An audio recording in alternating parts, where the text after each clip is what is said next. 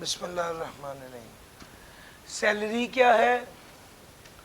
बात number 1, employer employ को employment के एवज जो मुआवजा देता है वो सैलरी है। वो पे की सूरत में हो सकती है, ओवर टाइम की सूरत में हो सकती है, फी की सूरत में हो सकती है, वेज, बोनस, ग्रेचुटी, लीव पे, कमीशन, वर्क कंडीशन, सप्लीमेंट, ये सारी चीजें हो सकती हैं। एक एक चीज कल मैंने डिटेल में आपसे डिस्कस की थी कि कौन कौन सी चीजें हैं सर। दूसरे नंबर पे परक्विजिट क्या है? सहूलत। अलाउंस क्या है? पैसे। परक्विजिट या अलाउंस। रीइंबर्समेंट क्या है? बिल देकर पैसे वापस लेना। भाईजान, आपका एम्प्लॉयर आपको जो भी सहूलत दे रहा है, जो भी पैसे दे रहा है, या जो भी पैसे आपने खर्च किए आपको वापस कर रहा है, वो काम करने के एवज सहूलत आपको मिल रही थी तो आपकी इनकम में शामिल होगी, और काम करने के लिए सहूलत मिल रही थी तो आपकी इनकम में शामिल होके टैक्स। सर ये फ़ायदा नहीं है ना, ये फ़ायदा नहीं है। काम करने के लिए जो बेनिफिट होता है ये इनकम में शामिल होके टैक्स नहीं होता। सर जी मेरा पॉइंट भी करें, चूंकि ये असल में बेनिफिट नहीं होता, ये ड्यूटी होती है। अब ड्राइवर ये कहे कि अल्हम्दुलिल्लाह मुझे तो गाड़ी दी हुई है मालिकों ने, तो गाड़ी देगा तो गाड़ी चलाएगा ना। तो अब ये जो गाड़ी है ड्राइवर को मिली हुई है गाड़ी चलाने के लिए, क्या ये यहाँ गाड़ी में जो पेट्रोल डाला जा रहा है ताकि वो चला पाए, तो क्या ये बेनिफिट है जो एम्प्लॉयर ने एम्प्लॉय को दिया है? नो, ये तो काम करने के लिए दिया है। ये जो लैपटॉप मुझे एसबीआई वालों ने दिया है काम करने के लिए दिया हुआ है, मेरी इनकम में शामिल नहीं होगा। हाँ, जो टैब दिया है मुझे गिफ्ट के तौर पे, यस वो बेनिफिट है, वो मेरी इनकम में शामिल होकर टैक्स होगा। अच्छा जनाब, अब आगे चलते हैं और अगली बात करते हैं। एम्प्लॉयर एम्प्लॉय को कोई भी बेनिफिट देता है कॉन्ट्रैक्ट ऑफ एम्प्लॉयमेंट में दाखिल होने के लिए, कॉन्ट्रैक्ट ऑफ एम्प्लॉयमेंट में तब्दीली के लिए, कॉन्ट्रैक्ट ऑफ एम्प्लॉयमेंट के मुताबिक कोई काम करना है या किसी काम से रुकने के लिए, जो फ़ायदा भी होगा इनकम में शामिल होकर टैक्स होगा। Amount received on the termination of employment including golden hand shake. Sir employment जब टर्मिनेट हो जाए, एम्प्लॉयमेंट के टर्मिनेट होने पर, termination of employment including golden hand shake, तो ये क्या होगा? ये इनकम में शामिल होगा टैक्स। सर रिटायरमेंट पर जो बेनिफिट मिला इनकम में शामिल होकर टैक्स होगा। रिटायरमेंट के बाद पेंशन मिली इनकम में शामिल होकर टैक्स होगा। एन्युटी मिली इनकम में शामिल होकर टैक्स होगा। एम्प्लॉयर ने एम्प्लॉय को शेयर्स दिए इनकम में शामिल होकर टैक्स होगा। एम्प्लॉयर ने एम्प्लॉय का टैक्स दिया इनकम में शामिल होकर टैक्स होगा। सर जी जो बात समझने वाली है वो ये है कि एम्प्लॉयर एम्प्लॉय को जो फ़ायदा भी देता है असल में वो यहाँ काम करने के लिए देता है या काम करने के एवज देता है। एम्प्लॉयर और एम्प्लॉय में कोई जज्बात का, मोहब्बत का रिश्ता नहीं है, सारा कमर्शियल रिश्ता है सर, कमर्शियल रिश्ता होता है सर जी।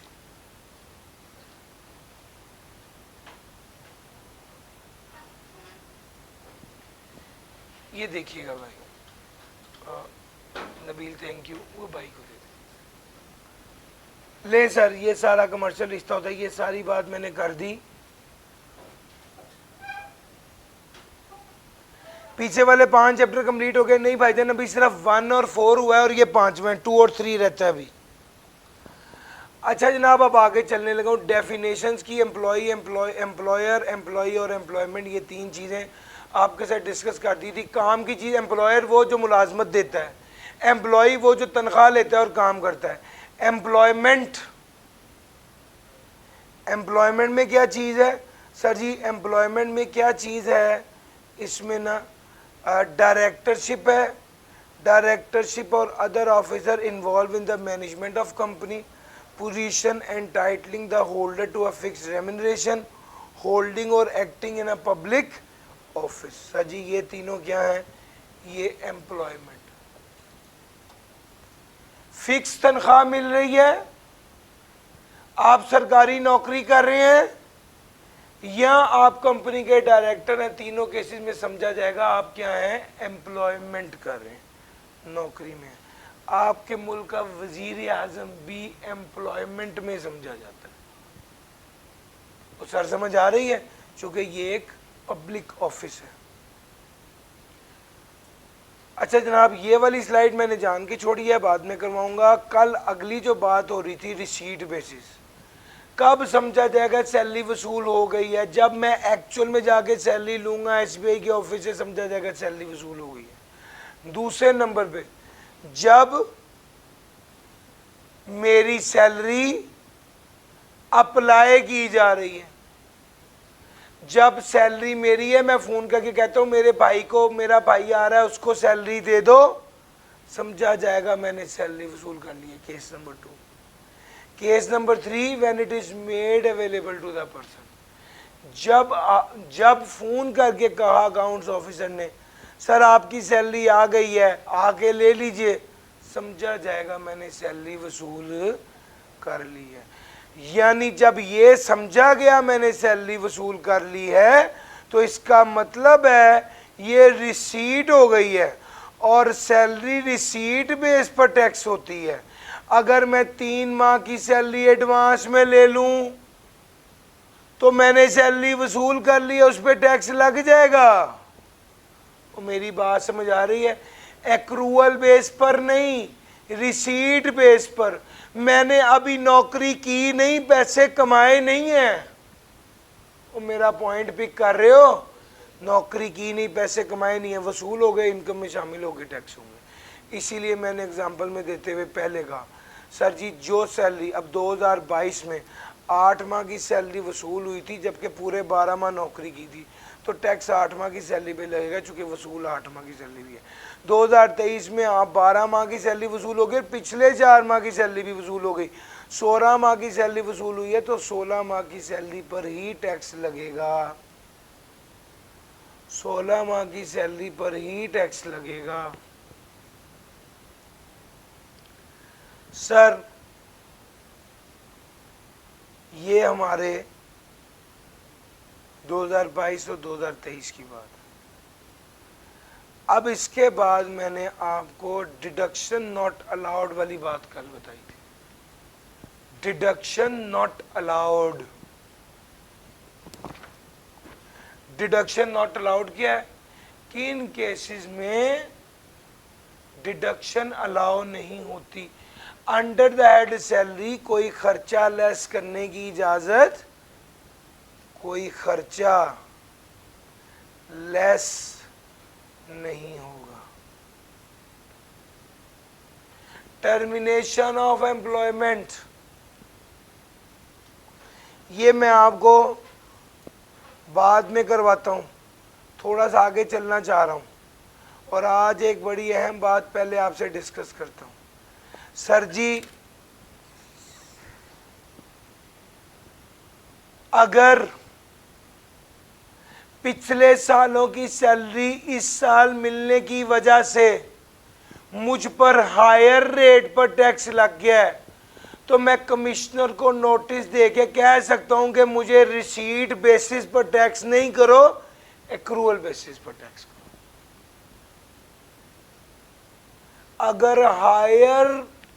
अगर एरियर में सैलरी मिलने की वजह से मुझ पर हायर रेट पर टैक्स लग गया है, तो मैं कमिश्नर को नोटिस देके कह सकता हूं कि मुझ पर,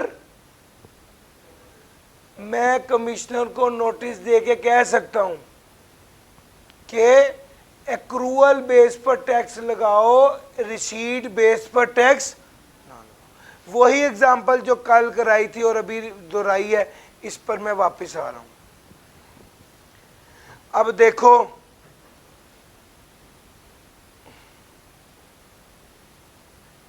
जुमला ये है, अगर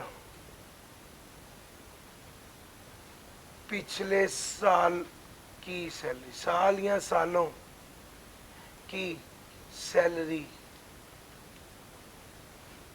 इस साल वसूल होने की वजह से मुझ पर हायर रेट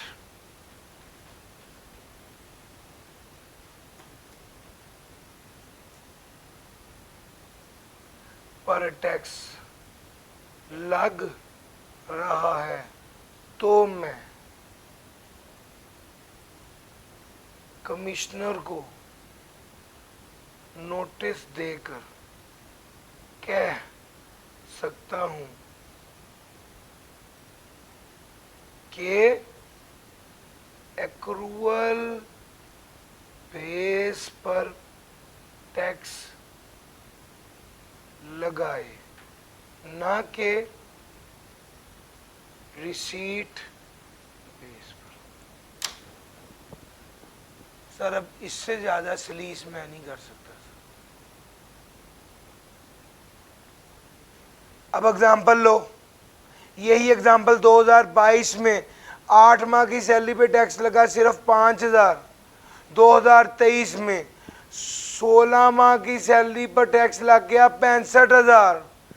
अब मेरी बात ध्यान से सुनना, अगर मैं एक्रूअल बेस पर चलता तो पहले साल भी 15,000 टैक्स लगता और दूसरे साल भी 15,000 टैक्स लगता, लेकिन रिसीट बेस पर चलने की वजह से पहले साल तो मुझे कम टैक्स लगा, लेकिन दूसरे साल मुझ पर हायर रेट पर टैक्स लग गया। अगर पिछले सालों की सैलरी मिलने की वजह से हायर रेट पर टैक्स लग गया है तो मैं कमिश्नर को, यार देखना 12 लाख पे 30,000 नहीं है टैक्स, 12 लाख पे कितना टैक्स है? पेज नंबर 51 पे देखिए, सैलरीड पर्सन की इनकम पे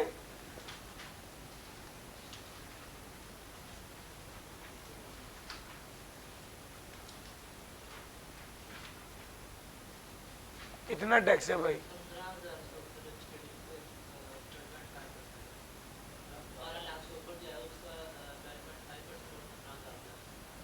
यानी 12 लाख पे 15,000 ही है, 15,000 ही है। अब देखिए 15,000, अब गौर करने वाली बात यह है कि अगर मैं एक्रूअल बेस पर चलता तो मुझ पे कितना टैक्स लगता? 15 और 15 30,000।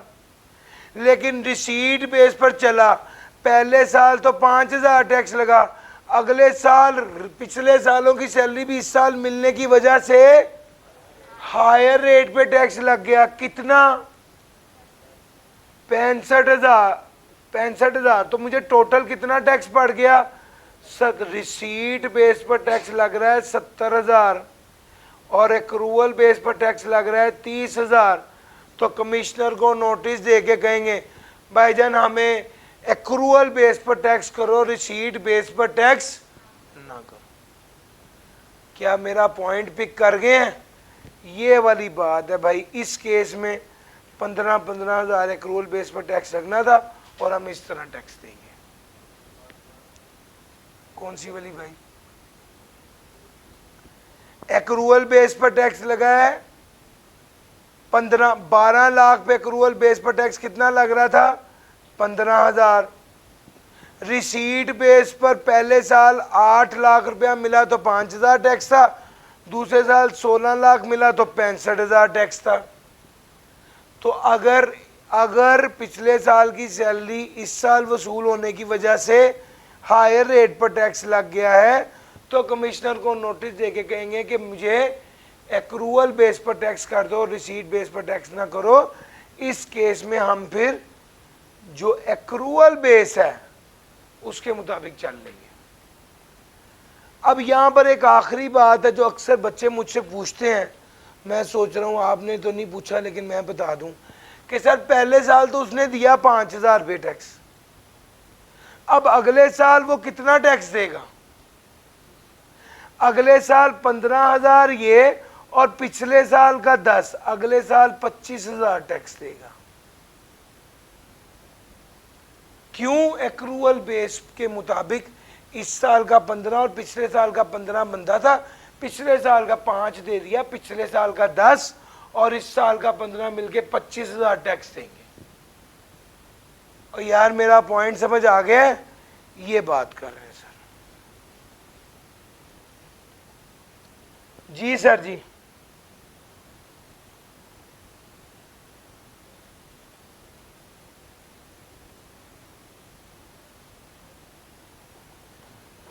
सर जी कमिश्नर को हमारे पास ऑप्शन है, हमने कमिश्नर को बताना है बुनियादी तौर पे ना, नोटिस देके उसे बता देंगे कि भाई एक्रूअल बेस पर टैक्स कर दो, रिसीट बेस पर टैक्स ना करो।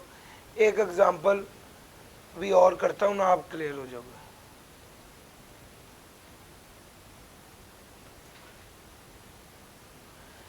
अच्छा, ये अंग्रेजी लिखी हुई है उस सारी उर्दू की जो मैंने भी आपको लिख के दी है, और इसका सेकंड बुलेट ये है कि ये वाली ऑप्शन एक्सरसाइज होगी due date for furnishing of employ return of income. ये वाली ऑप्शन जब कोई एम्प्लॉय अपनी इनकम टैक्स रिटर्न एफबीआर को जमा करवा रहा होगा, उस आखिरी जमा करवाने की आखिरी तारीख से पहले तक ये वाली ऑप्शन एक्सरसाइज हो सकती है। सर रिटर्न जमा कराने का क्या मतलब होता है? वो गोशवारे जमा कराना, अपनी इनकम एफबीआर को जिस डॉक्यूमेंट के जरिए शो की जाती है उसे रिटर्न कहते हैं। तो भाई हमने रिटर्न जमा कराने की आखिरी तारीख से पहले कमिश्नर को नोटिस देके ये कह देना है कि रिसीट बेस पर नहीं बल्कि एक्रूअल बेस पर चलो।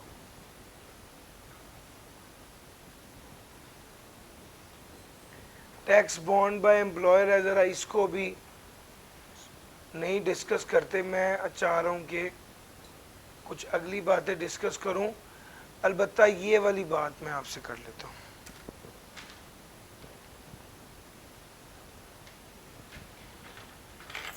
लो सर जी, एसबीआई वालों ने मुझे गाड़ी दी, कब समझा जाएगा कि एसबीआई वालों ने मुझे गाड़ी दे दी या मैंने गाड़ी वसूल कर ली? तो वो कहते हैं भाईजान 9 केसेस में, जब एसबीआई के मालिक ने मुझे गाड़ी की चाबी दी, समझा जाएगा मैंने गाड़ी वसूल कर ली है। जब एसबीआई के मालिक नहीं है, एम्प्लॉयर का एसोसिएट है, यानी जब डायरेक्टर साहब ने मुझे गाड़ी की चाबी दी, समझा जाएगा मैंने गाड़ी वसूल कर ली है। जब सर आतिफ ने मुझे गाड़ी की चाबी दी, समझा जाएगा मैंने गाड़ी वसूल कर ली है। जब शोरूम वाले ने सर आतिफ के कहने पर मुझे गाड़ी की चाबी दी, समझा जाएगा मैंने गाड़ी वसूल कर ली है। जब शोरूम वाले ने डायरेक्टर साहब के कहने पर मुझे गाड़ी की चाबी दी, समझा जाएगा मैंने गाड़ी वसूल। 4 चीजें। जब केस नंबर 1, जब एम्प्लॉयर ने गाड़ी की चाबी दी, जब एम्प्लॉयर के एसोसिएट ने गाड़ी की चाबी दी, जब थर्ड पर्सन ने एम्प्लॉयर के कहने पर गाड़ी की चाबी दी, और जब थर्ड पर्सन ने एम्प्लॉयर के एसोसिएट के कहने पर गाड़ी की चाबी दी।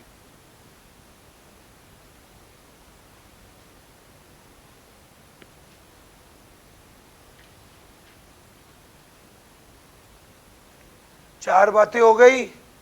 अगली 4 बातें सुनो। जब मैंने गाड़ी की चाबी वसूल की, जब मेरे भाई ने गाड़ी की चाबी वसूल की, जब ड्राइवर ने मेरे कहने पर गाड़ी की चाबी वसूल की, जब ड्राइवर ने मेरे भाई के कहने पर गाड़ी की चाबी वसूल की। 4 अगली बातें। जब एम्प्लॉय ने बेनिफिट लिया, जब एम्प्लॉय के एसोसिएट ने बेनिफिट लिया, जब थर्ड पर्सन ने एम्प्लॉय के कहने पर बेनिफिट लिया, जब थर्ड पर्सन ने एम्प्लॉय के एसोसिएट के कहने पर बेनिफिट लिया। 4 से 4 8 हो गई हैं। और सर 8 बातें हो गई हैं। 9वीं बात, अगर पास्ट एम्प्लॉयर ने या प्रोस्पेक्टिव एम्प्लॉयर ने बेनिफिट दिया तो भी समझा जाएगा कि आपने बेनिफिट वसूल किया। ये टोटल 9 बातें हैं। अब एक बार इसको पढ़ें, देखिए समझ आती है। यह एम्प्लॉयर ने खुद दे दिया, या एम्प्लॉयर के एसोसिएट ने खुद दे दिया, या शोरूम वाले ने, मिसाल समझाने के लिए कहा है कि होता ऐसे है कि एसबीआई वालों ने मुझे गाड़ी दी तो मुझे कहा कि सर शोरूम से आप खुद ले आए, कोई मसला नहीं। शोरूम वाले को उन्होंने एक अथॉरिटी लेटर दे दिया कि अली इमरान एक बंदा आएगा, आपने ये गाड़ी उसको दे देनी। ऐसे होता है। फिर आप जाते हैं, फिर आप कहते हैं नहीं मैंने नहीं जाना, मैं अपने अब्बू के साथ जाऊंगा। फिर आप कहते हैं अब्बू अब पहले आप स्टार्ट करें, ठीक है। तो जब आपको भी सिविक मिले दफ्तर से तो आपने भी कोशिश करनी है कि इस तरह की छोटी छोटी खुशियां अपने बड़ों को देनी, कि अब्बू को कहें कि पापा पहली बार गाड़ी आप स्टार्ट करें, हमारे पास जो है वो आपकी वजह से ही। और थोड़ा सा इसमें झोल ये है कि वो गाड़ी मैंने खुद खरीदी थी अपने केस में, लेकिन समझाने के लिए आपको मैंने ये सारी बात बताई। डन हो गया सर जी?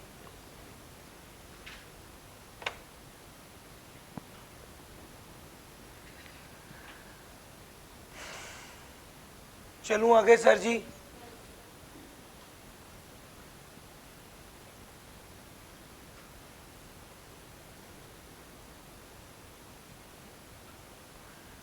लो जनाब, अब मैं आगे चलने लगा हूं और अब बात करने लगा हूं वैल्यूएशन ऑफ परक्विजिट की। सर जो सहूलतें आपका एम्प्लॉयर आपको देता है कुछ तो ऐसी होती है ना, सीधा सीधा पता चल जाता है कितने का फ़ायदा दिया। जैसे अगर एम्प्लॉयर ने आपका इलाज कराया, आपकी तबीयत ख़राब हो गई, रात को आपके दिल में दर्द हुई, फ़ौरन अस्पताल गए, अस्पताल ने 3 लाख रुपए का बिल बना दिया। वो 3 लाख रुपये आपने सुबह आके दफ्तर दे दिया, दफ्तर वालों ने आपको 3 लाख रुपया दे दिया। अब बड़ा क्लियर है कि एम्प्लॉयर ने आपको कितने का फ़ायदा दिया, 3 लाख का। आपको एम्प्लॉयर ने कहा बिजली का बिल जितना आएगा हम देंगे, आपने एसी नहीं बंद किया सारा महीना, बिजली का बिल आ गए 2.5 लाख रुपए। आप बिजली का बिल किसने देना था? एम्प्लॉयर ने देना था। आपने बिजली के बिल उनको दिया, उन्होंने 2.5 लाख आपको दे दिया। क्लियर हो गया ना कितने का फ़ायदा दिया। अच्छा ये तो होता है जिसको कहते हैं कोई ये कैश में होते हैं, परक्विजिट है सहूलत लेकिन कैश की फॉर्म में। अच्छा कुछ सहूलतें ऐसी होती हैं जो इन काइंड होती हैं, कैश की फॉर्म में नहीं होती। आपके एम्प्लॉयर ने आपको गाड़ी दे दी, आपके एम्प्लॉयर ने आपको घर दे दिया। अब ये रेडीली नहीं पता चल सकता कि कितने का फायदा आपके एम्प्लॉयर ने आपको दिया। उसके लिए इन्होंने क्या बनाए हुए हैं? रूल्स बनाए हुए हैं, रूल्स बनाए हुए हैं।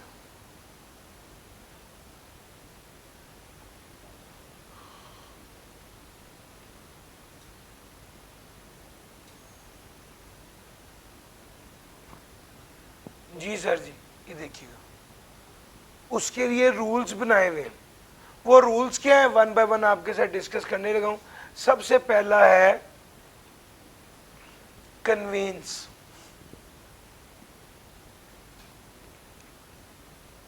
कन्वेंस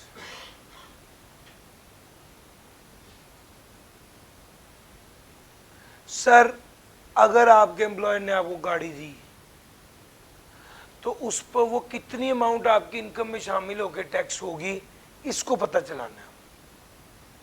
तो भाई सबसे पहले ये देखो वो गाड़ी क्यों दी है, क्या ऑफिशियल है, बहुत ऑफिशियल या पर्सनल है या सिर्फ पर्सनल है। अगर आपके एम्प्लॉयर ने आपको गाड़ी दी है तो देखा ये जाएगा कि गाड़ी देने का क्या मकसद है, क्या ऑफिशियल पर्पस के लिए दी है, बहुत ऑफिशियल और पर्सनल दी है, या सिर्फ पर्सनल मकसद के लिए दी है। एसबीआई वालों ने मुझे गाड़ी दी और उन्होंने गाड़ी देके कहा कि सर जी ये गाड़ी आपके लिए है, आप दफ्तर भी चलाएं, घर बच्चों को भी बिठाएं। तो ये क्या हो गया, both official and personal. Case number 2, SBI वालों ने मुझे गाड़ी दी और गाड़ी देने का मकसद क्या है कि आप 2 गाड़ियां दी हैं, एक दफ्तर के इस्तेमाल के लिए, एक घर के लिए, और वो गाड़ी घर ही खड़ी रहती है। बीवी बच्चों ने कहीं जाना है तो उस गाड़ी पे जाना है, वो गाड़ी घर, ये सिर्फ पर्सनल है। केस नंबर 3, एसबीआई वालों ने मुझे गाड़ी दी है और गाड़ी दे के उसने मुझे, एसबीआई वालों ने कहा है कि भाई ये गाड़ी आपको दे दी, एक कैंपस से दूसरे कैंपस आपने इस गाड़ी पे जाना, आप वाइस प्रिंसिपल हैं। मैंने कहा ठीक है। अब इस कैंपस से उस कैंपस गाड़ी ड्रॉप करती है, फिर शाम को उस कैंपस से इस कैंपस ड्रॉप करती है, तो ऑफिशियल पर्पस गाड़ी पे होता है। फिर उसके बाद जब ऑफिशियल टाइमिंग खत्म हो जाती है तो मैं रिक्शा करके घर जाता हूँ। इसका मतलब है ये जो गाड़ी मुझे मिल रही है ये सिर्फ और सिर्फ ऑफिशियल पर्पस, कि भाई ऑफिशियल पर्पस के लिए तो गाड़ी है, तो वैसे घर जाने के लिए नहीं। और सर समझ आ रही है? इसका मतलब है ये प्योरली ऑफिशियल पर्पस के लिए है। तो अगर तो ऑफिशियल पर्पस के लिए गाड़ी मिली है तो भाई मेरा एम्प्लॉयर मुझे कोई फायदा, और जो फायदा दे रहा है वो काम करने के लिए दे रहा है, काम करने की एवज नहीं दे रहा, वो मेरी इनकम में शामिल होकर टैक्स नहीं होगा। हाँ अलबत्ता बहुत ऑफिशियल और पर्सनल इस्तेमाल होगा, बहुत ऑफिशियल और पर्सनल हो तो 5%, 5%, और अगर सिर्फ पर्सनल हो तो 10%।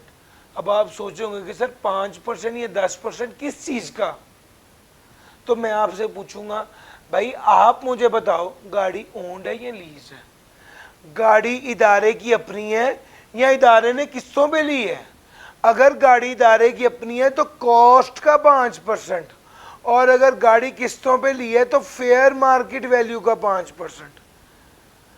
अब फेयर मार्केट वैल्यू जहां भी लफ्ज आएगा जरा अलर्ट हो जाना। क्यों? फेयर मार्केट वैल्यू खुद कुछ भी नहीं है, ये मौके का होता है।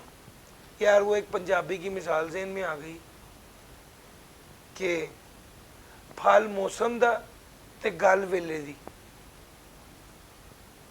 होता है ना बाज़ औक़ात आपके साथ कोई बंदा बदतमीजी करता है और आप घर जाके सोचते हैं मुझे इसका मुंह तोड़ देना चाहिए तो उसी वक्त ही, लेकिन अब आप जितना मर्जी सोच लें आप अपना मुंह ही तोड़ सकते हैं, वो तो निकल गया बात करके। तो सर बात होती है मौके की, जो आपने उस वक्त कर दी वही बात है, जो घर आके सोच ली वो कुछ नहीं।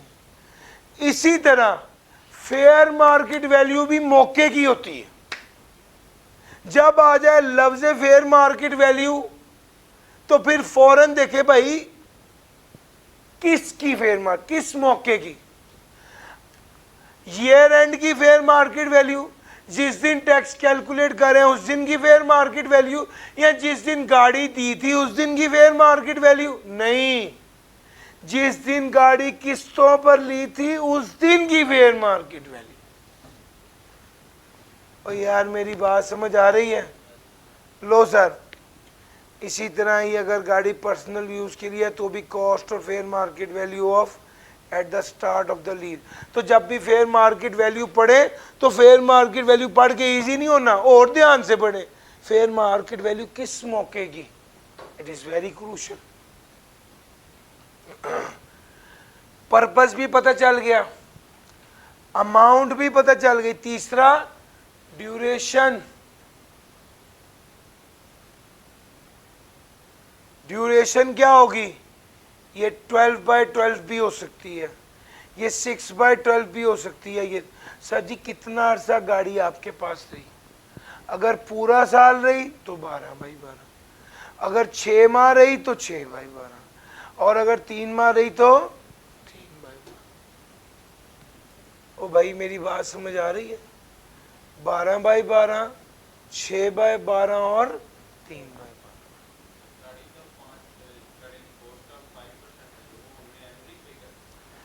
गाड़ी की कॉस्ट का 5% हमने एनुअली पे करना है? नहीं, हम निकाल क्या रहे हैं? अच्छा अभी एक एग्जांपल मैं देता हूँ, भी समझ आ जाएगी।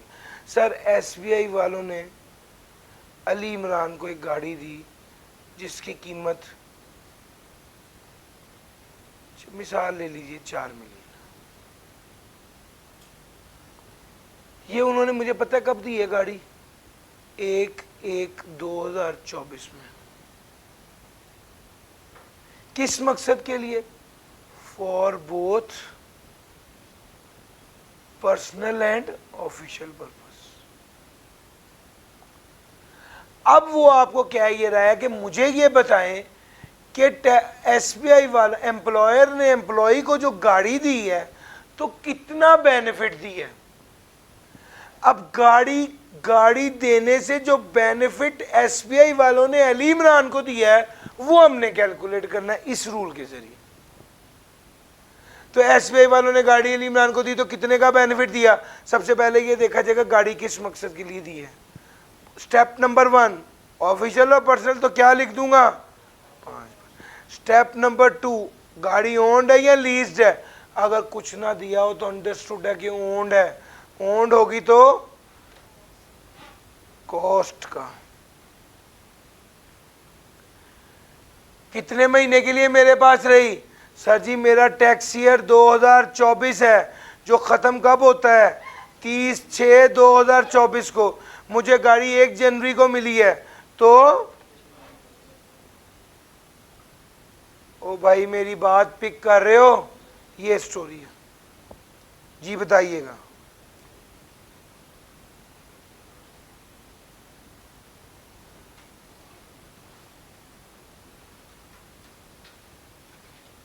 थोड़ा माइक करीब कर लें, इससे ज़्यादा करीब कर लें। अच्छा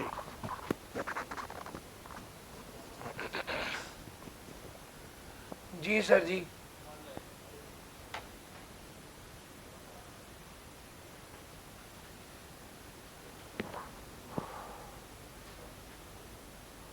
एक लाख है ले सर।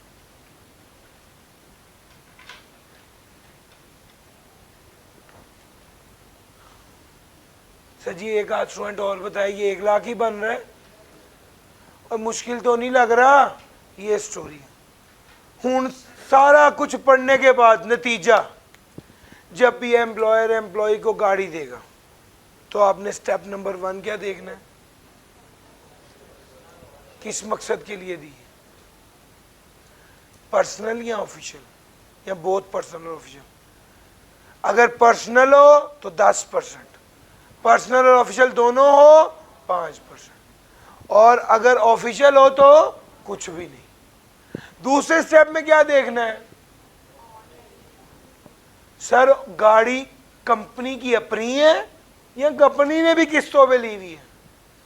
अगर कंपनी की अपनी है तो कॉस्ट, और अगर कंपनी ने किस्तों पे ली है, और यार मेरी बात समझ आ रही है। तीसरे नंबर पे ड्यूरेशन क्या है, ड्यूरेशन क्या है सर 12/12 है, 6/12 है या 3/12 है। कितने अरसे के लिए आपके पास रही। सर जी अब इस केस में ड्यूरेशन देखना होता है, और अगर लीज्ड हो तो क्या देखना है, फेयर मार्केट वैल्यू किस दिन की, start of lease term, start of lease term. लो सर जी कन्वेंस के बारे में ये बातें थी जो मैंने कर दी। अब जरा आगे चलते हैं। आपकी किताब में ये स्लाइड गिवन है, मैंने आपको ग्रुप में ये शेयर करना है जो मैंने बताया। अच्छा आपस हर बंदे की अपनी समझने की एक तरतीब होती है ना। मुझे लगता है कि मैं इस तरह, मुझे भी ज़्यादा अच्छी समझ आती, मैं आपको भी ऐसे समझाया। मेरा दिल चाहता है आपका दिमाग इस तरह फ्लो करे, आपके दिमाग में ऐसे चीज़ें आए तो आप खुद ब खुद तरतीब से उसकी वैल्यू निकाल के ख़त्म करेंगे। अलबत्ता आपकी किताब में एक टेबल बना हुआ है, जल्दी से इसे पढ़ लीजिए और देखें सारी बात समझ आती है, फिर आगे चलेंगे। लीज हो तो उसको कैसे करेंगे। लीज में ज़्यादा से ज़्यादा उसने आज तक 1 बार 2 बार पूछा, पता क्या पूछा है उसने कहा ईयर एंड पर फेयर मार्केट वैल्यू ये थी, at the start of lease term fair market value ये थी। तो आपने कौन सी फेयर मार्केट वैल्यू लेनी होगी, बस यही है। बाकी अगर आप वैल्यू की बात करते हैं तो यहाँ पे 6, यहाँ पे 40 लाख, यहाँ पे 60 लाख कर लेते हैं, उसमें क्या मसला है। वैल्यू असल चीज़ ये है कि कॉन्सेप्ट को पिक करें। तो भाई लीज टर्म जब लीज शुरू हुई उस वक्त वैल्यू 60 लाख थी और ईयर एंड पे वैल्यू 70 लाख थी। तो आप कौन सी वैल्यू लेंगे, 60 लाख। ये गेम है सर। जी सर जी, अब थोड़ा सा मुझे मजीद आगे चलना है जी। एम्प्लॉयर के लिए जो कॉस्ट ऑफ व्हीकल है उसकी बात ही कर रहे हैं। अच्छा जी, अब नेक्स्ट जो पॉइंट है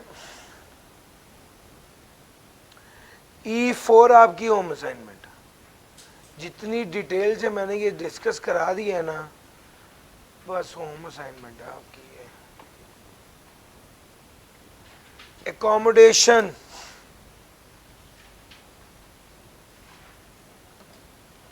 एकोमोडेशन किसको कहते हैं? रिहाइश को, रिहाइश को।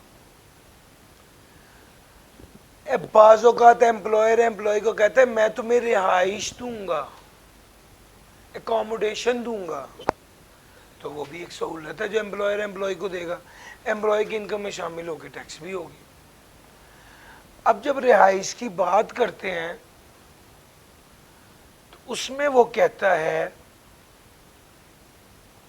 एकोमोडेशन तो मिलेगी, रिहाइश तो मिलेगी, मगर उसकी वैल्यू कैसे डिटरमिन करेंगे, कितने का फायदा हुआ? तो इसका जवाब है, टैक्स वालों ने इसके बारे में रूल बनाया है। टैक्स वालों ने कहा अगर एकोमोडेशन ना देते तो कितने पैसे मिलते, यानी fair market rent.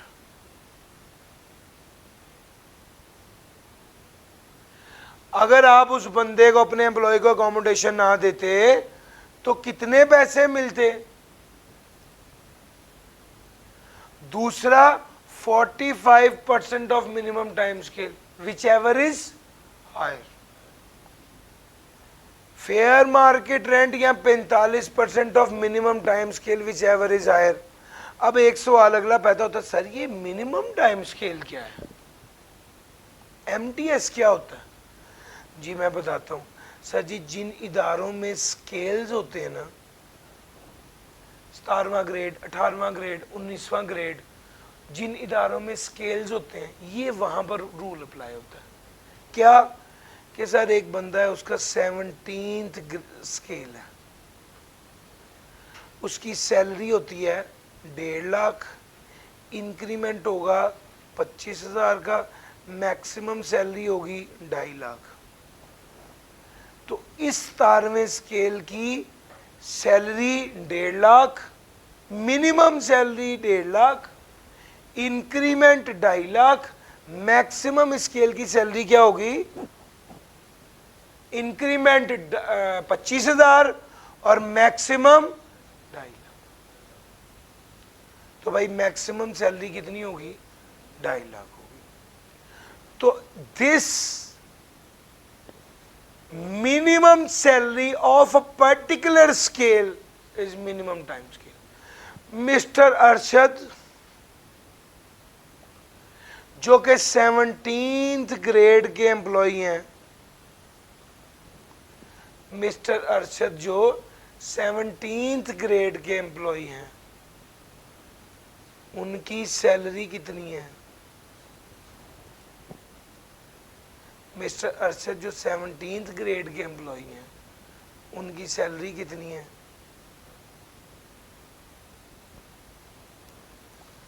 Let's say 2 lakh,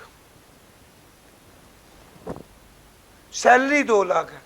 इनको एकोमोडेशन भी मिली हुई है, और जो एकोमोडेशन मिली हुई है उसकी फेयर मार्केट वैल्यू जो है वो है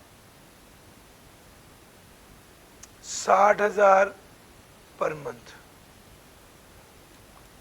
सैलरी है 2 लाख पर मंथ। अब वो कहता है कि आप बताइए कितना बेनिफिट, रिहाइश के वाले से कितना बेनिफिट है जो मिस्टर अरशद को मिला हुआ है, जो कि उनकी इनकम में शामिल होकर टैक्स होगा।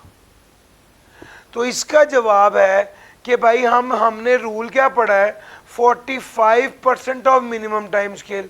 Sir ji minimum time scale कितना है?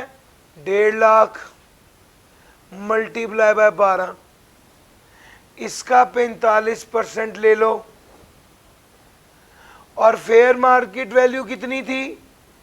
60,000 मल्टीप्लाई बाय 12, जी बताइएगा। एक तरफ आ जाएगा 7,20,000 और एक तरफ आ जाएगा 18 लाख का 45% लीजिएगा जरा।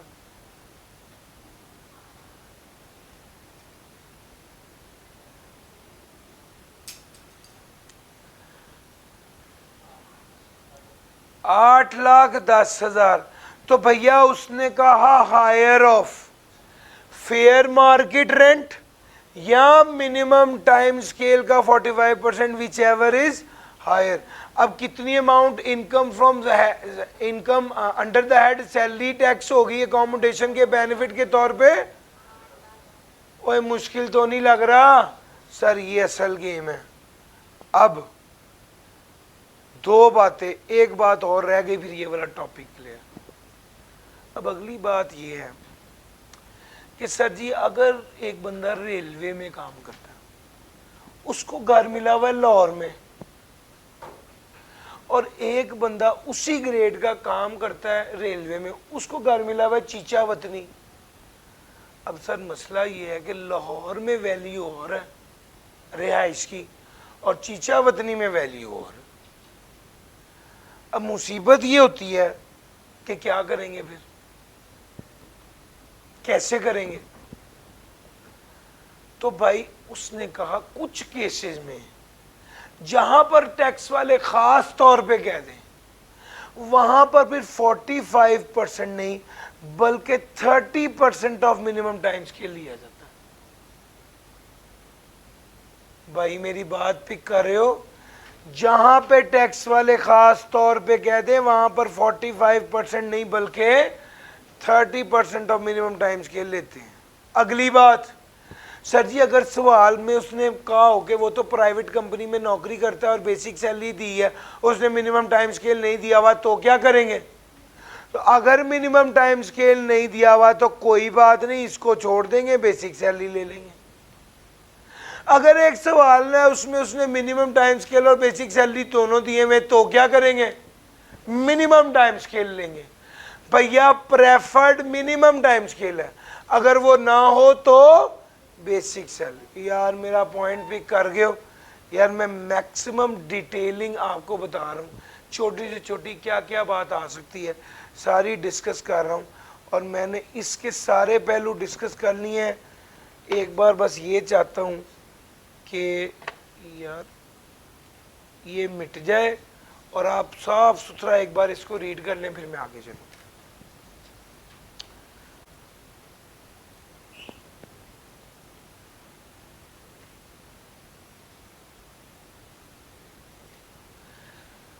जी अगर अच्छा, एक तो 30% वाली बात ये है कि भाई अगर पेपर में वो ख़ास तौर पे कह दे कि जी ये बंदे को अकोमोडेशन जहाँ पे मिली हुई है इसको 30% मिलना है, तो 30% ले लेंगे, वरना 45% स्टैंडर्ड है। अच्छा कुछ बच्चे पूछें चैप्टर 1 और 4 का क्या होगा, उसके हवाले से आप कनेक्टेड रहें, उसकी वीडियोज़ या कुछ इस तरह से चीज़ें आपको शेयर कर देंगे कि आपको पहुंच जाए। मेरा ख्याल है चैप्टर 1 तो ऑलरेडी यूट्यूब पर मौजूद भी है। अलबत्ता आप लोग जो लाइव ले रहे हैं लेक्चर्स, वो लाइव लेते रहिए। जो सवाल आपको क्लास के दौरान एड्रेस ना हो पाए, इंशाल्लाह आप मुझे व्हाट्सएप कर दीजिए, मैं रिस्पॉन्ड कर दूंगा। अच्छा अब अगली बात बताने लगा हूँ आपको। एम्प्लॉयर ने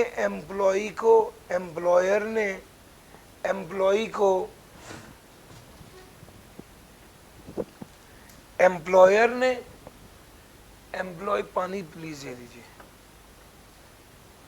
एम्प्लॉयर ने एम्प्लॉय को कहा बिजली पानी गैस टेलीफोन का जितना बिल होगा मैं दूंगा, बिजली पानी गैस टेलीफोन का जितना बिल होगा मैं दूंगा। बिल आ गया 1 लाख रुपए का, देना किसने था, एम्प्लॉयर ने। एम्प्लॉयर ने एम्प्लॉय का 1 लाख रुपए का बिल दिया, तो एम्प्लॉयर ने एम्प्लॉय को कितने का फायदा दिया, 1 लाख का। वो एम्प्लॉय की इनकम में शामिल होगा और टैक्सेबल होगा अंडर दैट सैलरी। और मुश्किल तो नहीं लग रहा, सिंपल। दूसरी बात सुन ले, एम्प्लॉयर को पता चला कि जब ये बिजली फालतू खर्च कर रहा है, तो एम्प्लॉयर ने कहा आधा मैं दूंगा। बिजली का बिल आधा मैं दूंगा, बिल फिर 1 लाख ही आया। एम्प्लॉय ने कितना दिया? 50,000। एम्प्लॉयर ने कितना दिया? 50। सर एम्प्लॉयर ने जो एम्प्लॉय का बिल दिया है 50,000, ये वो फायदा है जो एम्प्लॉयर ने एम्प्लॉय को दिया है और एम्प्लॉय की इनकम में शामिल होगा और टैक्सेबल होगा under that salary. This is case number 2। Case number 3, 1 lakh रुपए का बिल था, एम्प्लॉयर ने एम्प्लॉय को अदा कर दिया। 1 लाख रुपए का बिल था, एम्प्लॉयर ने एम्प्लॉय को वो बिल अदा कर दिया। तो बता दिया क्या होगा? 50% दिया, बता दिया क्या होगा? एम्प्लॉयर ने एम्प्लॉय को कहा मैं 10% दूंगा सिर्फ। कितना फायदा दिया? इनकम में शामिल होकर टैक्स होगा। बाज़ औक़ात ऐसा भी होता है कि एम्प्लॉयर एम्प्लॉय को कहता है 10,000 तुम देना, इजाफी जितना होगा मैं दूंगा। बिल कितने का आ गया? 1 लाख का। एम्प्लॉयर ने कितना दिया? तो भाई 90,000 का फायदा एम्प्लॉयर ने एम्प्लॉय को दिया, उसकी इनकम में शामिल होकर टैक्स होगा अंडर द हेड सैलरी। और सर मुश्किल तो नहीं लग रहा? सर जी सिंपल सी बात है, घूम फिर के जो फायदा एम्प्लॉयर एम्प्लॉय को दे रहा है वो उसकी इनकम में शामिल होकर टैक्स होगा। सर एक एग्जांपल यहीं से ही कनेक्ट करूंगा। हाँ,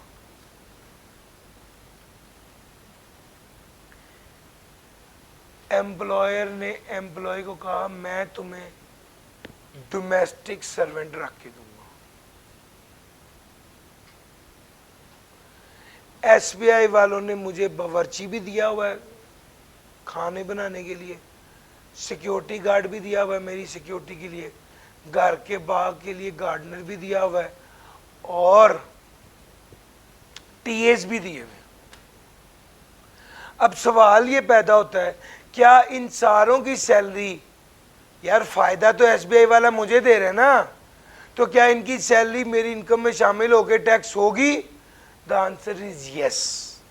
बस देखा ये जाएगा कि के ये सहूलत काम करने के लिए दी है या काम करने के एवज दी है। अब जो घर का सिक्योरिटी गार्ड दी है ये काम करने के लिए तो नहीं है, काम करने के एवज है, इसकी सैलरी इनकम में शामिल होकर टैक्स होगी। बावर्ची की सैलरी इनकम में शामिल होकर टैक्स होगी। सर गार्डनर की सैलरी इनकम में शामिल होकर टैक्स होगी। लेकिन टीए की सैलरी, टीए काम करने के लिए था, काम करने के एवज नहीं था, उसकी सैलरी मेरी इनकम में शामिल होकर टैक्स नहीं होगी। ऐसा भी हो सकता है एसबीआई वाले कह दें भाई हम आपके जो मुलाजिम है उसकी सालाना सैलरी 1 लाख है, सारी सैलरी हम देंगे तो 1 लाख का बेनिफिट इनकम में शामिल होकर टैक्स होगा। ऐसा भी हो सकता है वो कहें 50% हम देंगे, ऐसा भी हो सकता है वो कहें 10% हम देंगे, ऐसा भी हो सकता है वो कहें भाई 10,000 तुम दो, इजाफी पैसे हम देंगे। गर्ज ये कि जो फ़ायदा भी एम्प्लॉयर एम्प्लॉय को दे रहा है वो उसकी इनकम में शामिल होकर टैक्स होगा अंडर द हेड सैलरी। ये सर हमने पॉइंट डिस्कस कर लिया।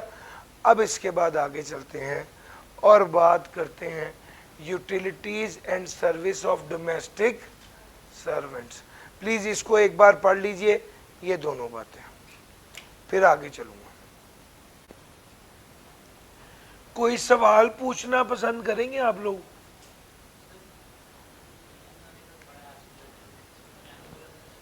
सारा कॉन्सेप्चुअल मेनली असिस्टेंस काम करने के लिए है तो वो इनकम में शामिल नहीं होगी, काम करने की एवज है तो इनकम में शामिल होगी। उसके बाद हमने, यार अभी ये वाली बात नहीं कर रहा, इस टॉपिक के लिए बड़ी एनर्जी चाहिए। ऑब्लिगेशन वेवर वाली आपको स्टोरी सुनाता हूँ बड़ी मजे की। स्टोरी कुछ यूं है, मैंने एसबीआई ज्वाइन किया और एसबीआई वालों को कहा कि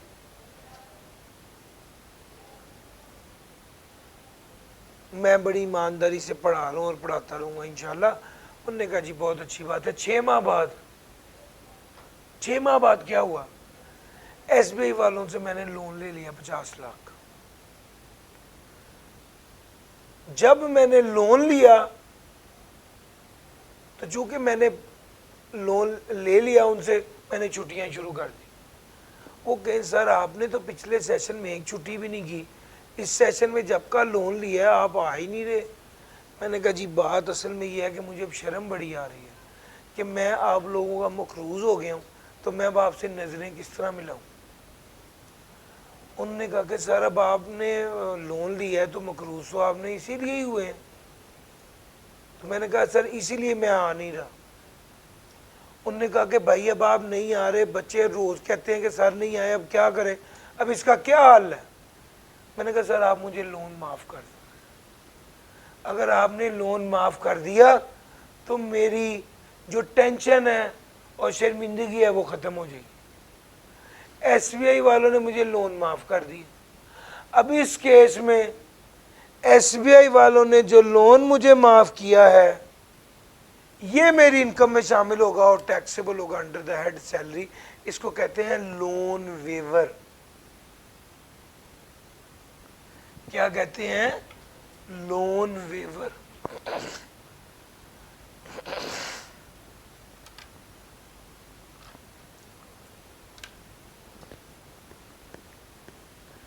अब थोड़ा सा आगे चलते हैं और बात करते हैं हम कि भाई केस नंबर 2, मैंने एक बंदे से लोन ले लिया। उस बंदे को मैंने कहा था 1 जून को पेमेंट हो जाएगी, डेट बढ़ गई, मैंने पेमेंट नहीं की। उस बंदे ने मुझे अब फ़ोन करके कहा है कि तुम अब घर से निकलो, हम तुमसे पैसे भी लेंगे और तुम्हें पकड़ भी लेंगे। अब मैं घर से ही नहीं निकल रहा। 4 दिन हो गए घर ही बैठा हुआ हूँ। SBI वाले फ़ोन पे फ़ोन कर रहे हैं सर क्लास नहीं लेनी। मैं कह रहा हूँ भाई मेरी ज़िंदगी मौत का मसला चल रहा है, अब वो क्लास की पड़ी। अब उन्होंने मुझे फ़ोन करके कहा है सर जी आपकी मेहरबानी है, बच्चे जो हैं वो कह रहे हैं क्लास नहीं हो रही, आप घर से निकल नहीं रहे। फिर मैंने कहा यार मेरी बात कराओ सर आतिफ से। जब अपने एम्प्लॉयर से SBI के मालिक से बात हुई तो मैंने उसको बताया कि भाई इस तरह मैंने एक बंदे से 50 लाख लिया था, अब वो जो है वो बदतमीज़ी कर रहा है, तो मैं नहीं चाहता कि मैं बाहर आऊँ और वो मुझे कहीं बदतमीज़ी करे। तो उन्होंने कहा सर अब क्लासेस तो आपने पढ़ानी है ना, इसका क्या हल है, इसका अब हल क्या है। मैंने कहा सर आप उसके मुंह पे पैसे मारें, 50 लाख रुपया उसको दें और मेरी जान चुराएं। गर्ज ये कि SBI वालों ने 50 लाख रुपया उसको अदा कर दिया। अब इस केस में 50 लाख रुपए अदा हो गए। किसने किए हैं? मेरे एम्प्लॉयर ने किए मेरे बिहाफ पे। अब इस केस में जो 50 लाख रुपए उसने अदा कर दिए हैं इसको कहते हैं सेटलमेंट कर देना। ऑब्लिगेशन सेटलमेंट करने पर जो पैसे SBI वालों ने दिए हैं वो मेरी इनकम में शामिल होगा और टैक्सेबल होगा अंडर दैट सैलरी। एक चीज मैं आपको बात बताता चलूं, अगर SBI वाले मुझे कहें हमने उसको अदा तो कर दिया अब हम तुम्हारी सैलरी से काटेंगे, तो इसका मतलब है उन्होंने मुझे बेनिफिट नहीं दिया। यार मेरा पॉइंट समझ आ रहा है? ये तो तब का फायदा है अगर SBI वाले कहेंगे चलो ठीक है हमारी तरफ से आ गए। जितना फायदा SBI वालों ने मुझे दिया मेरी इनकम में शामिल होगा और टैक्सेबल होगा under the head salary. Sir self hiring भी अभी नहीं पढ़ा रहा, ये मैं इनकम फ्रॉम प्रॉपर्टी के साथ पढ़ाऊंगा। अभी मैंने आपको बस ये वाली बात बतानी है। मैं बैरिया टाउन में जॉब करता था, मुझे एक प्लॉट पसंद आ गया। मैंने बैरिया टाउन के मालिक को कहा सर ये प्लॉट आप मुझे दे दें। उन्होंने कहा अली इमरान ये 7 करोड़ रुपए का प्लॉट है, कॉर्नर का कनाल का प्लॉट है, आप कह रहे हो आप मुझे दे दें। मैंने कहा जी। वो कहते कितने का खरीदोगे? मैंने कहा वैसे ही बस दे दें। उन्होंने कहा भाईजान 7 करोड़ का प्लॉट है, हम आपको वैसे ही नहीं दे सकते, आप हमारे एम्प्लॉई हैं, ये कर देंगे कि आपको 6 करोड़ रुपए का दे दें। मैंने अपना सारा कुछ बेच के वो प्लॉट खरीद लिया। 7 करोड़ का प्लॉट मुझे 6 करोड़ का मिल गया। कितने का फ़ायदा मिला?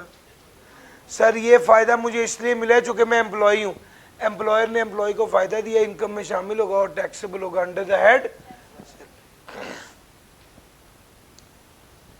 केस नंबर 2, मैं होंडा में जॉब करता था। SBI वालों ने, सॉरी होंडा में जॉब करता था, होंडा वालों को मैंने कहा मेरी पूरी गाड़ी जो है वो ओवरहॉल कर दीजिए। उन्होंने सारा खर्चा निकाला, मैं गाड़ी सारी सेट कर दी। उन्होंने कहा भाईजान ये आपका सिविक जो है इसका टोटल एक्सपेंस जो है ये 2.5 लाख रुपया होगा ओवरऑलिंग का। मैंने कहा भाई मैं तो यहाँ जॉब करता हूँ, मैं क्यों पैसे दूँ? उन्होंने कहा भैया आप पैसे, हमारे पैसे लगे, आप पैसे दें। तो मैंने कहा भाई मैं कितने पैसे दूँ? उन्होंने कहा आप हमारे एम्प्लॉई, आप 2.5 लाख ना दें, आप 1 लाख दे दें। कितने का फ़ायदा मिल गया? और यार मेरी बात समझ आ रही है? 1 लाख का फ़ायदा है जो एम्प्लॉय ने एम्प्लॉय को दिया और एम्प्लॉय की इनकम में शामिल होगा और टैक्सेबल होगा अंडर द हेड सैलरी। भैया क्या ये दोनों बातें समझ आ गई? यस और नो? आगे चलते हैं। सर जी कोई भी फ़ायदा, आज की आखिरी बात, आज की आखिरी स्लाइड है, कोई भी फ़ायदा जो एम्प्लॉयर दे दे एम्प्लॉय को, वो एम्प्लॉय की इनकम में शामिल होता है और टैक्सेबल होता है अंडर दैट। मेरा एक दोस्त है, वो सूफी में जॉब करता है, उसको सूफी वाले हर महीने 5 किलो कुकिंग ऑयल देते हैं फ्री। ये एक फ़ायदा है जो एम्प्लॉयर को, एम्प्लॉयर एम्प्लॉय को दे रहे हैं, एम्प्लॉय की इनकम में शामिल होकर टैक्स होगा। एम्प्लॉयर एम्प्लॉय को कोई फ़ायदा भी दे दे, वो उसकी इनकम में शामिल होकर टैक्स होगा। हाँ बाज़ औक़ात ना एम्प्लॉयर एम्प्लॉय को फ़ायदा देता है, लेकिन वो कह देता है मैंने तुम्हें AC दिया लेकिन ये रिटर्नेबल बेसिस पर है, मैंने तुम्हें फ्रिज दी, कूलर दिया, कोई भी डेप्रिशिएबल एसेट दिया और वो किस बेसिस पर था? रिटर्नेबल बेसिस पर था। तो भाई इस केस में अगर मेरे एम्प्लॉयर ने मुझे फ्रिज दे दी, 1 लाख रुपए की फ्रिज थी, मेरे एम्प्लॉयर ने मुझे 1 लाख रुपए की फ्रिज फ्री में दे दी, कितने का फ़ायदा दे दिया? 1 लाख का मेरी इनकम में शामिल होकर टैक्स होगा। लेकिन अगर मेरा एम्प्लॉयर मुझे कह देता है मैंने तुम्हें फ्रिज दे रहा हूँ लेकिन ये रिटर्नेबल बेसिस पर है, इसका मतलब ये कि कल को मैं नौकरी छोड़ूंगा तो मुझे फ्रिज वापस करनी पड़ेगी। इसका मतलब है मेरे एम्प्लॉय ने मुझे 1 लाख का फ़ायदा नहीं दिया, तो कितने का फ़ायदा दिया? डेप्रिसिएशन के बराबर फ़ायदा दिया। ओ भाई मेरी बात समझ आ रही है? डेप्रिसिएशन के बराबर फ़ायदा दिया है जो मेरी इनकम में शामिल होगा और टैक्सेबल होगा under the head salary. Sir home assignment E4 है और E5 है, ये दो आपकी होम असाइनमेंट्स हैं, आप करके आइएगा। मैंने आपको बड़ी डिटेल में एक एक पहलू सैलरी के वाले से डिस्कस कर दिया है इंशाल्लाह। अब आगे जो है वो हम कल डिस्कस कर रहे होंगे। जितना कराता जा रहा हूं बस ये करते जाइए। आज के लिए इतना ही था। थैंक यू जी, अल्लाह हाफिज।